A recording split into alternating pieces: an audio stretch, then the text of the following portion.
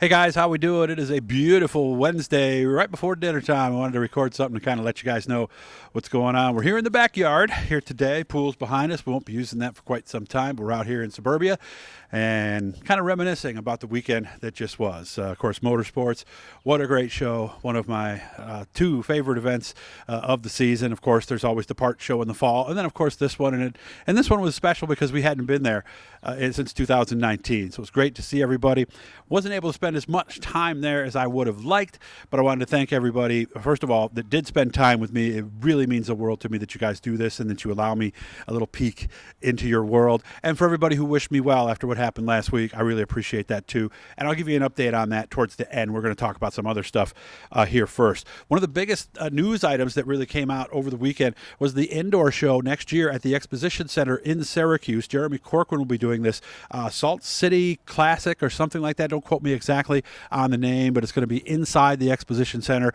Jeremy, of course, has done a lot of motocross races at the Coliseum, so he knows how to lay clay down indoors. So this will be fun. Wingless 600s, 600 modifieds, and I believe caged karts. Check on that third one. There'll be more information coming on that, but man, that was really something. Very encouraged by what I saw this weekend. Despite the part shortages, despite everything else that's going on, the racing community remains strong and focused, and it was, again, so encouraging to see the cars out there, to see all of you, and to see the level of optimism that we have coming into the season, which I believe is really at an all-time high.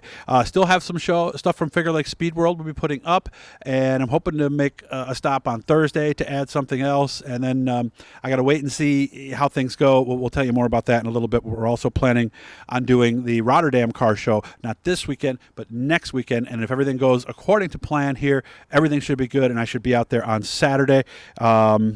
We're going to do a show this year.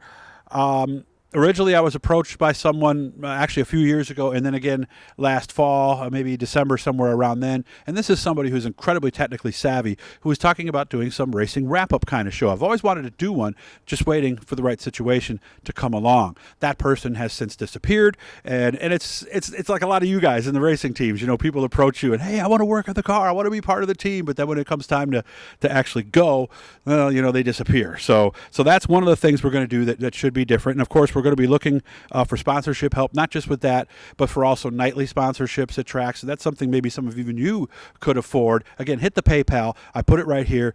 We've fallen behind, you know, for a lot of different reasons. So we could really use the help, even if it's $20, $100, you know, whatever. But lots of sponsorship opportunities coming up. We'll have some news on that coming later, as we do have some people who have committed, and hopefully they'll be jumping on board really, really soon. We talked about Rotterdam. I love that show out there. It's always fun seeing these mall shows, and I believe these mall shows really do have a purpose outside of what we just did this past weekend, because, you know, this past weekend, this was a show for all of us. You know, there weren't any non-racing fans who were at this show. Where when we go to these malls, and that's why I was disappointed to learn about Southern Tier Speed World and the Oakdale Mall, that the new owners just didn't see any value in it. So it's surprising, because anything that brings new people into your business, like obviously when you do a mall show, you're going to have people coming to see the cars that don't normally come to the mall, and vice versa. From the racing end, you're going to have people who just come to the mall, see the cars. So that's growing the sport right there, and it's something that I hope in the next few years we're able to get going again, because we could all use the help. You know, the fans are getting older, and you don't see the participation in karting and quarter midgets and microds that you used to. So we need to get that out there and get as much going as we can. As for me, I'm sure if you saw me at the show, and you're not a Facebook friend of mine, but I did send me a friend request on Facebook if you're not with me yet. And, of course, follow us on Instagram, Doug Elkins Racing. We're doing more stuff there as the season goes on. And Camille runs that. I don't. So you won't be hearing me ranting about stuff that maybe I shouldn't be on the Instagram page. Facebook, I can't be held responsible there. But look us up, and I actually documented everything that happened. But I hadn't been feeling 100% myself. What's the old joke, right? I haven't been feeling myself. Who have you been feeling? You know, that old vaudeville joke from back in the day. But I hadn't been feeling well for a couple of weeks. And then Thursday started to get worse as the day went on. And then I think I woke my wife up at maybe 12:15, just after midnight, and said, we got to go. I've had kidney stones in the past, and you guys who know me at Canandaigua, I've had them right there at the track. And then you just pound water and see if you can push it through. But this one, as they found out afterwards, because this was a whole nother level of pain for me, and I've been through kidney stones before, and any of you who have had them know how much fun they can be and the level of pain you can get to. But this was, I think they needed another scale past 10, for where I was. But they found out that I've got another one and it's too big to pass. So they put a stent in to kind of give me a little relief. You don't want to know about that. Trust me, look it up. It's not fun. So hopefully they're going to take that out, blast this kidney stone that's stuck. I've got an appointment on Thursday to discuss what to do next, and hopefully they're going to give me some good news there. But once they blast it, and hopefully they'll hit my kidney too, hopefully this will be a thing of the past, but we'll have to see how that goes. The next procedure, that's the next thing they've got to do. So I'll keep you Facebook folks, friends of mine on there, up to speed on that. But again, I don't want to go into too much detail there, but hopefully I'll be back up to 100% here very soon. It's been a tough 5 or 6 months here, no doubt about it, but it's all stuff that can be fixed, and we're looking forward to what the next step might be. We're going to be covering some drag racing this year. Weed Sport only does a few Sundays here and there, so I'm going to be heading out to ESTA a little bit on some Sundays. Hoping to keep in touch with my new friends from Oswego Speedway. That has been so much fun meeting people up there. I've got tremendous feedback from everybody up that way, and they have welcomed me just with open arms, so thank you to everybody. And your encouraging words when I see you guys really means a lot to me. We're also going to try to hit South Butler Nostalgia Dragway.